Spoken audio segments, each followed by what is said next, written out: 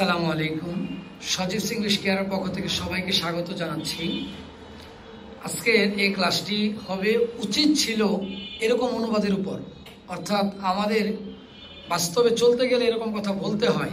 উচিত ছিল, উচিত ছিল গঠন হবে শুড হ্যাভ প্লাস ভার্ব 3। যেমন আমার বলা উচিত ছিল আই শুড হ্যাভ সেড। আমার এটা বলা উচিত ছিল I should have said it. আমার করা উচিত ছিল আই শুড হ্যাভ ডান। আমার বাড়ির কাজ করা উচিত ছিল I should have done my homework. আমার দেখা উচিত ছিল আই শুড হ্যাভ ওয়াচড।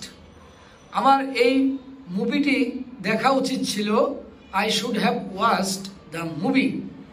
আমার অধ্যয়ন করা উচিত ছিল আই শুড হ্যাভ স্টাডিড। আমার মনোযোগ দিয়ে অধ্যয়ন করা উচিত ছিল I should have studied attentively. আমার যাওয়া উচিত ছিল আই শুড হ্যাভ গান। আমার কলেজে যাওয়া উচিত ছিল আই শুড হ্যাভ গান টু কলেজ।